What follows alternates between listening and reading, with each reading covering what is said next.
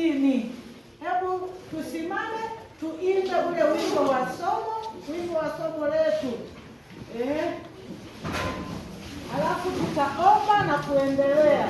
Ule wimbo tulioimba, tuimbe kila mmoja, imba vizuri kama unakumbuka. Kitabu cha Mungu ni bora. Hebu tuimbe. Kitabu cha Mungu ni bora.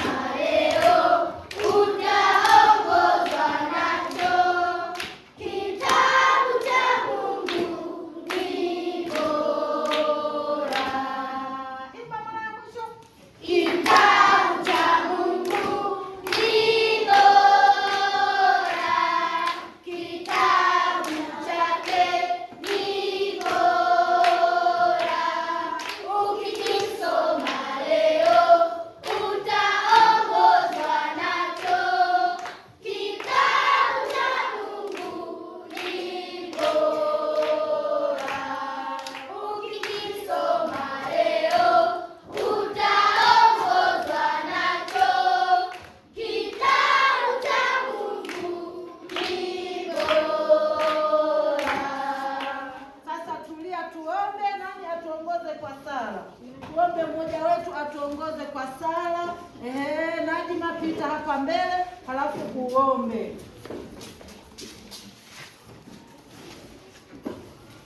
Tulia, wengine weka mikono hivi, fumba macho, tuombe. Tuombe.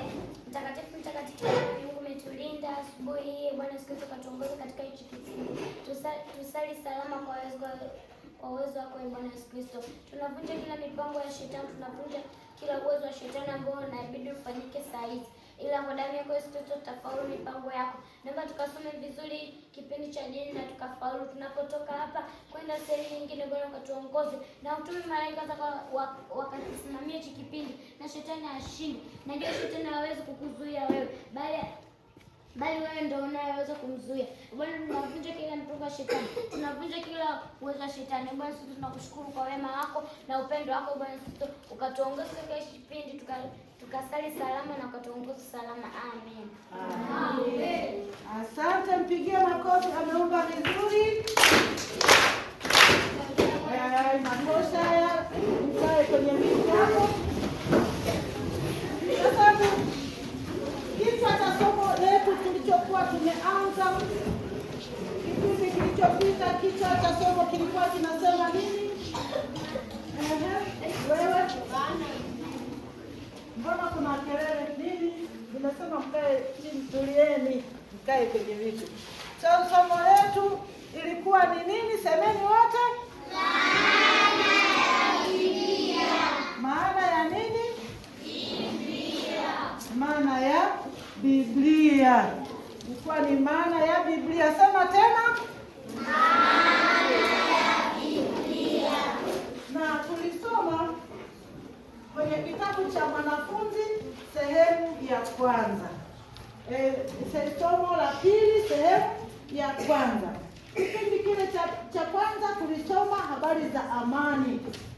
Na tukasoma tena kipindi hiki amani anavyoendelea yule rafiki yake Petro alivyoendelea kumsimulia. Alafu mwishoni tuliangalia alipokuwa kwa mjomba wake.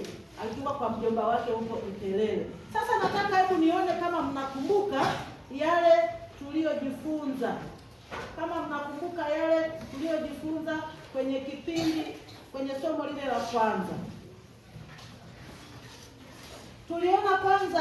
Tuliona kwamba Biblia ni nini?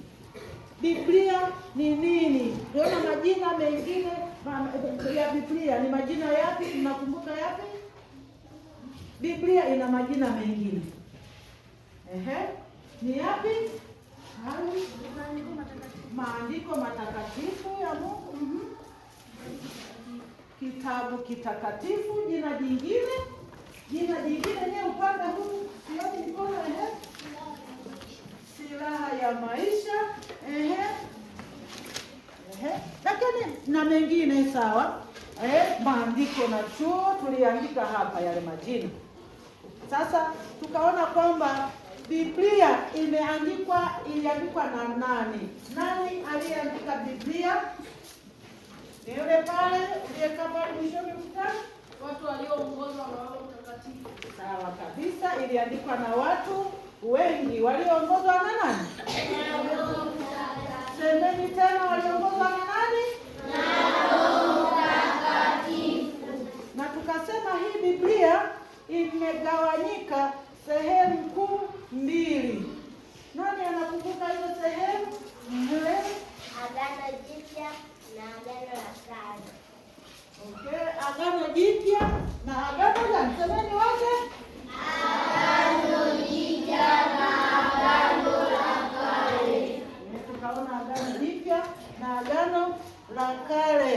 Na tukasema ni nini maana ya neno Biblia? Ni la lugha gani na tafsiri yake ni nini? Huyo hapa, lugha gani na tafsiri yake? Kiyunani. Semeni wote Kiyunani tena. Kiyunani. Na tafsiri yake ni nini? Yule pale ni vitabu.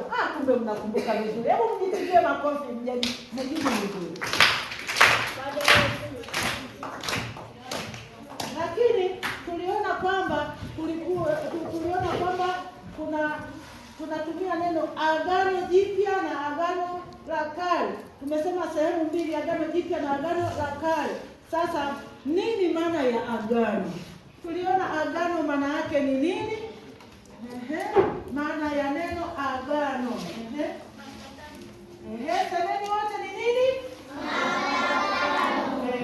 Agano maana yake ni patano. Kwa hiyo tuna mapatano mawili. Tukasema na mapatano maana yake Mungu aliweka utaratibu, ameweka njia, ameweka mambo hapa kwenye Biblia ambayo anataka sisi tuyafanye kwake ili tuishi vizuri naye, lakini pia yale ambayo yeye Mungu atatufanyia sisi, anatufanyia sisi kama watoto wake, ameyaweka humu. Ndio maana tunasema ni patano kati ya Mungu na sisi wanadamu. Kwa hiyo hiki kitabu kinaeleza wajibu wa sisi wanadamu kwa Mungu na yale Mungu aliyopanga kutufanyia sisi. Ndio maana inaitwa agano mapatano. Mpaka hapo tuko pamoja? Tulikuwa na mstari wa kujifunza kwa moyo siku ile. Ule mstari wa kujifunza kwa moyo ulipatikana wapi na unasemaje? Mstari wa kujifunza kwa moyo. Mmesahau wote? Yule anataka kukumbuka. Zaburi ya 119 amepata. Mstari wa ngapi? Vizuri kabisa, mstari wa 105. Kwa hiyo kumbe ilikuwa ni Zaburi ya 119 mstari wa 105. Ulikuwa unasemaje ule mstari? Nani anakumbuka? Ulikuwa unasemaje huo mstari? Umekumbuka wewe, sema. Karibu.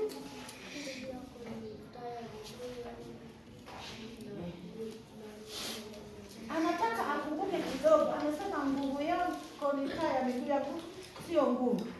Kidogo, hebu nani anakumbuka sasa? Au ameanza kutukumbusha. Wewe? Neno lako ni taa ya miguu yangu na njia. Na huyu amejaribu kidogo lakini hajanyosha vizuri. Bado kuna maneno amesahau. Yule pale kwenye kona, hebu niambie.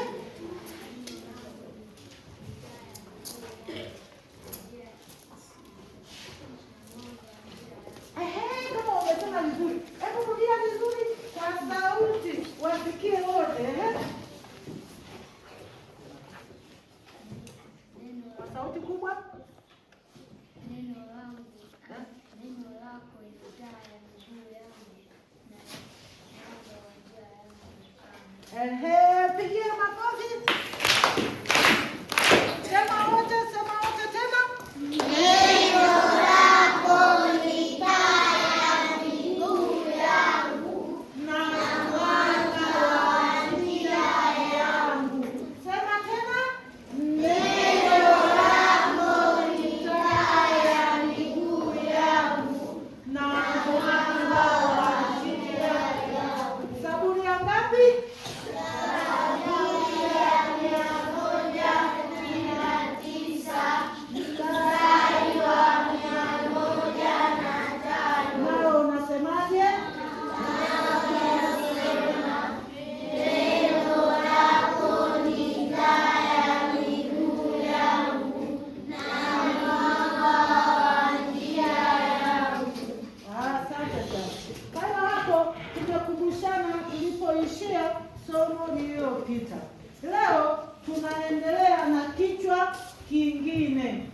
kichwa kingine.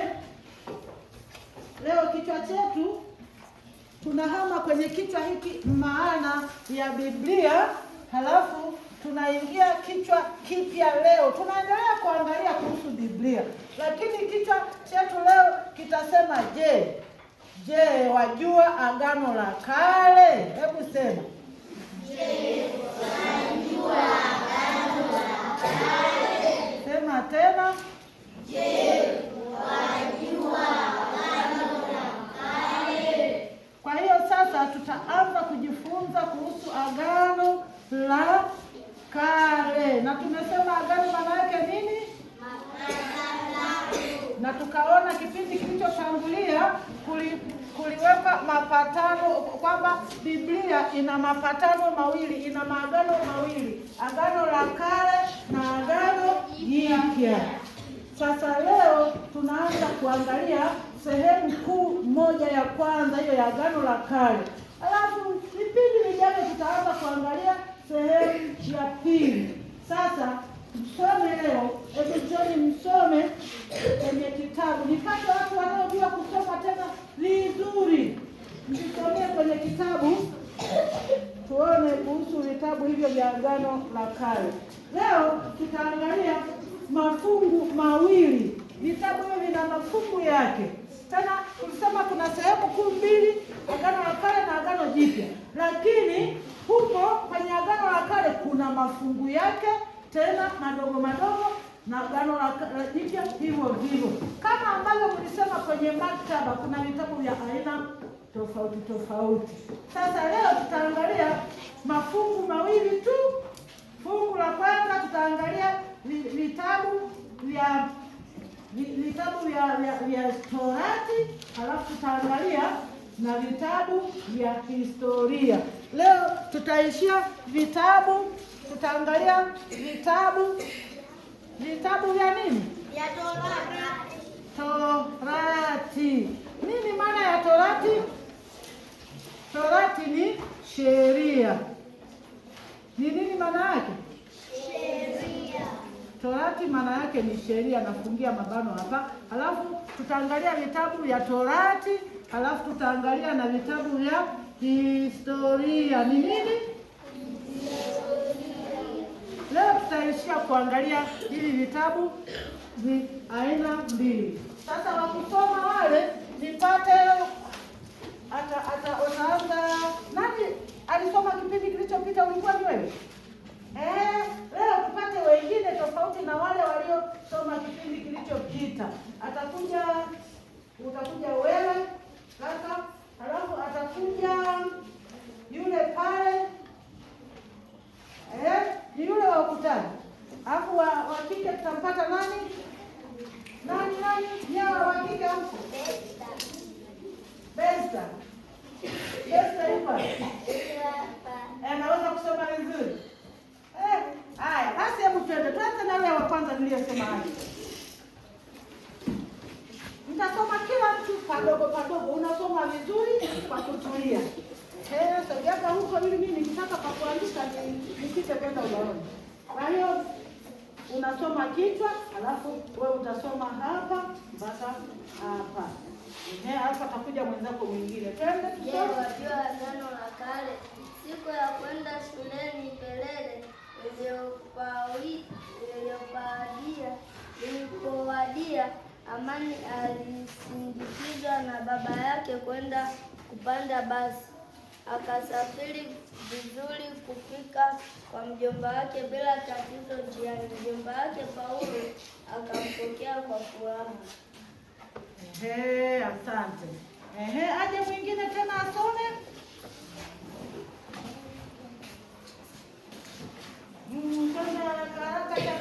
Haraka tusome ili tufikie kuongea ninakotaka tuzungumze. Mjomba Paulo aliishi kwa mji mkubwa. Ongeza sauti wasikie mpaka wale wa mwisho. Wote tulieni msikilize. Saa hizi usiandike kitu. Nitawaelekeza vya kuandika, nitawaandikia ubaoni vya kuandika. Sasa hivi tulia, sikiliza. Mjomba Paulo aliishi katika mji mkubwa, na hivi siku ya pili ya kuingia kwake Amani akamtembeza mjini. Amani akashangaa kuona mambo yote hayo ya mji mkubwa. Hapo mjini Amani akakumbuka jinsi Petro jirani yake alivyomwambia kuhusu maktaba. Hivyo akamuuliza mjomba kama kuna maktaba mjini. Mjomba Paulo akajibu, ndiyo, kuna maktaba kubwa yenye vitabu vingi. Amani akaomba apelekwe kuona vitabu vingi. Amani akaomba apelekwe kuona vitabu vingi. Kwa hiyo ikaonekana kumbe pale mjini alikuwa na maktaba. Amefika kwa mjomba sasa. Amani akaenda akapelekwa kwenye hiyo maktaba, akaomba apelekwe huko. Hebu tuone kilichoendelea. Unaitwa nani wewe? Huyu Nice anasoma. Tusikie anaposoma. Amani alipoingia kwenye maktaba akashangaa kuona vitabu vingi vikipangwa kwenye maktaba ya vitabu. Paulo akamwelezea kwamba vitabu vyote vya aina fulani vinapangwa pamoja. Hivi ni rahisi msomaji apate kile kitabu anachokihitaji, maana mahali pake panajulikana. Akaona kila vitabu vya fungu vya aina moja vinapangwa pamoja, kwa hiyo inakuwa rahisi lile jambo unalotaka unalifuata pale. Mfano wa maktaba mwingine, tunaona walimu wenu waliopanga daftari zenu pale, si wameweka masomo tofauti tofauti. Kwa hiyo ni kama mfano unaelekea wa maktaba, ndio kwenye maktaba kunapangwa vizuri. Kwa hiyo akafika kule kwenye maktaba kumepangwa hivyo vizuri. Tuendelee tena kusoma na mjomba anamwelekeza kila kitabu unaenda unakikuta pale. Ndo aje nani? Ndo Besta. Ndo nani? Ndo Besta sasa aje asome. Besta usome. Unaanza hapa. Utafika.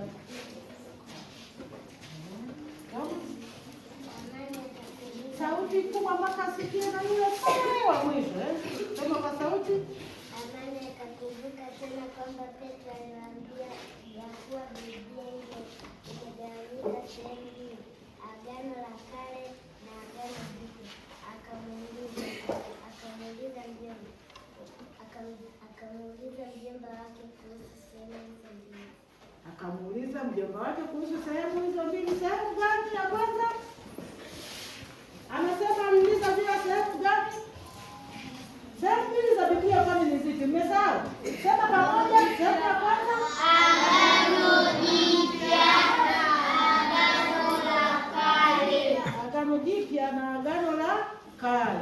Sasa aje anayeweza kusoma vizuri tena haraka. Ndio wewe. Alisoma? Ama hakusoma siku ile nani? Hukusoma? Yesu alisoma. Wewe kusoma ndio basi ambaye kusoma.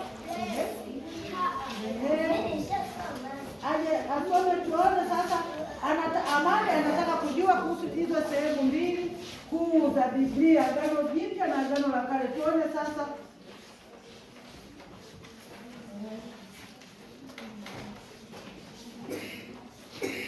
Sasa hapa unaanzia hapa utaishia hapa. Wewe anasoma kwa makubwa, para yake ni kubwa. Soma. Paulo akasema, jirani yako Petro alikueleza vizuri, maana Biblia ni kama maktaba. Vitabu vinavyohusu Agano la Kale vimepangwa pamoja na vile vinavyohusu Agano Jipya pia vimepangwa. Ili mnasikiliza, nitawauliza maswali. Kwa hiyo tulieni, sikilizeni huyu anayesoma na yeye anasoma kwa sauti kubwa. Endelea. Lakini sehemu hizi mbili zimegawanywa katika mafungu ya Agano la Kale likiwa na sehemu zake mbalimbali kadhalika.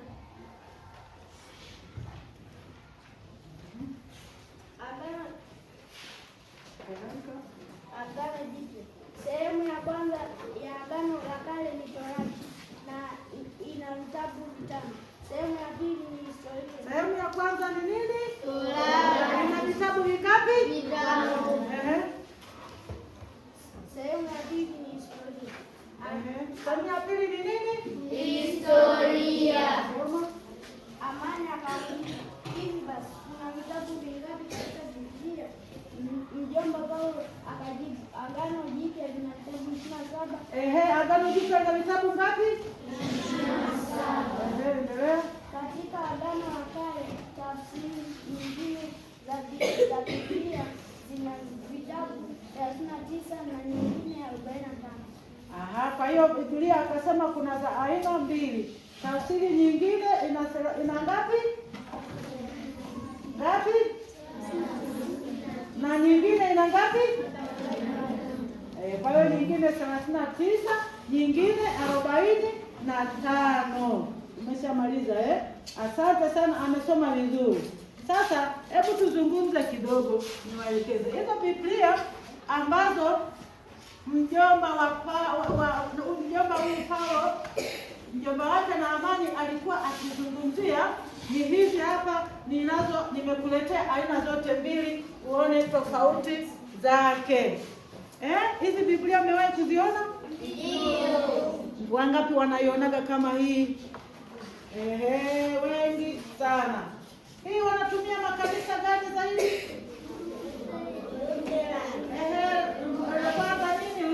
Lingine taja kanisa la kwako unaotumiaga. Kanisa gani? Wewe kanisa gani? FPCT mnatumia kama hii wengine yule pale mwishoni Moravian mnatumia kama hii na wewe kanisa gani? Moravian mnatumia kama hii. Wewe kanisa gani? KKT. Sawa, unataja vizuri kabisa. Kanisa la Kiinjili la Kilutheri Tanzania mnatumia kama hii. Ndio, na mimi ni wa kanisa hilo, tunatumia kama hii. Na mengine mengi mpaka TAG, EAGT na mengine yote wanatumia hii. Lakini hii wanatumia kama hii kanisani kwao, nyoshe mikono mniambie hiyo kanisa gani? Roman Catholic. Kweli wanatumia kitabu kama hiki. Na nini? Na wewe ni Roman Catholic. Hayuko kanisa lingine anatumia hili? Nini? Roman Catholic. Zaidi kwenye makanisa yanayojulikana sana huku kwetu Roman Catholic wanatumia. Lakini wanaotumia zaidi ni Roman Catholic, kanisa la RC Roman Catholic. Lakini pia kanisa la Orthodox wanatumia hii Biblia. Ni kama makanisa mawili. Sasa tunataka mtajua. Kwa hiyo mjomba wa Amani anamwambia hii hapa, hii ndio yenye vitabu vingapi? Wewe 27. Hapana, jumla yote wewe uliyekaa mwisho 66. Semeni 66. Na ile nyingine aliyosema ni hii hapa. Hii ina vitabu zaidi. Vinaitwaje? Viko vingapi? Kumbe hii ina 72. Huyo mtoto ameshapiga hesabu kutoka ile ngapi? Walio 45 akajumlishia na vile 27 akapata 70 na ngapi? 72. 45 jumlisha 27, maana yake vile vilivyoongezeka vimeongezeka kwenye Agano la Kale. Agano Jipya liko sawa. Sasa hebu tuandike vizuri hayo ambayo Amani ameambiwa na mjomba wake kuhusu hivyo vitabu. Hayo sasa ndio muandike. Kwa hiyo cha kwanza amesema kwamba Agano la Kale,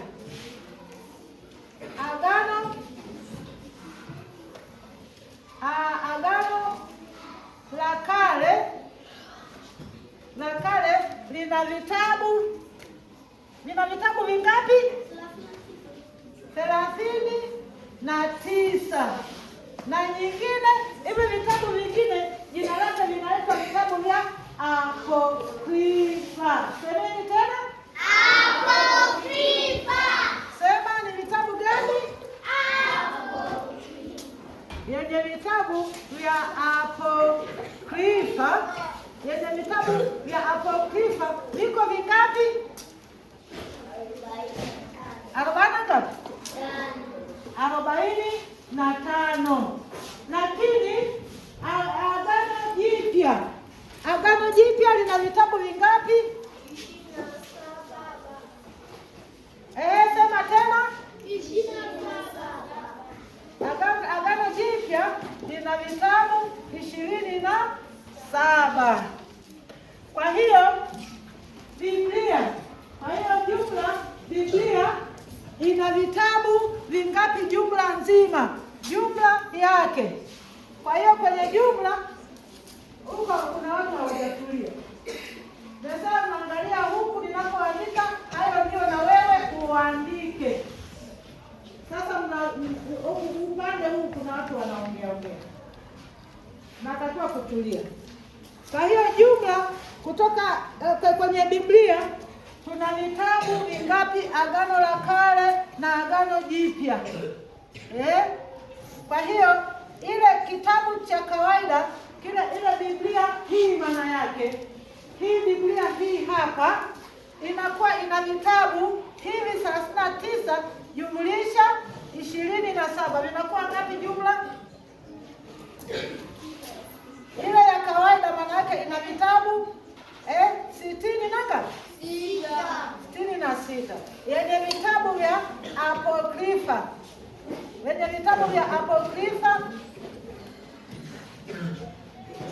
Vitabu vya Apokrifa ni hii 45 jumlisha ngapi? 27. Tunapata vitabu vingapi?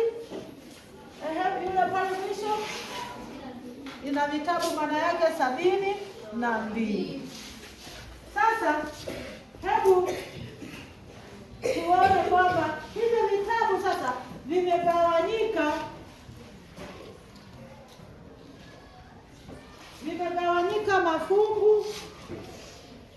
mafungu yake, mafungu machache yamegawanyika hapo. Sasa leo tutaishia kuona, tumeishia hapa.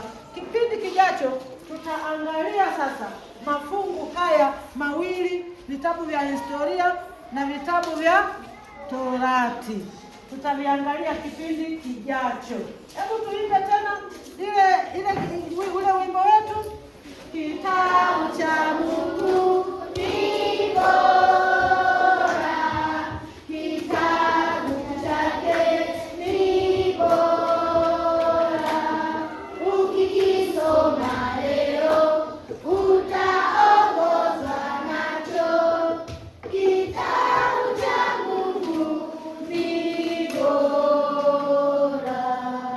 Wiki lijalo tutaangalia vitabu gani viko pale na vitabu gani viko kwenye historia. Tutaona vitabu gani viko kwenye sheria na vitabu gani vya historia. Tutaangalia kipindi kijacho kesho kutwa. Kuna swali la kuuliza? Kuna mwenye swali? Karibu. Kwenye iko vitabu 72, vitabu vingapi vinaongezeka mpaka vikafika 72? Sasa hivyo tutaviangalia wiki lijalo na kipindi kijacho kesho kutwa utaviona, tutaviandika na majina yake. Sawa jamani? Kwa sababu ni somo linalofuata hapa mbele na mtavijua kwa majina. Hilo utapata jibu somo linalofuata kesho kutwa. Kuna swali lingine? Hakuna. Basi kesho kutwa mtaniuliza zaidi. Basi msimame tuombe. Mama tuombe. Tulia tuombe. Baba wa mbinguni, Mungu wetu, tunakushukuru kwa ajili ya upendo wako, kwamba umechukua nafasi ya kusema nasi katika kipindi hiki.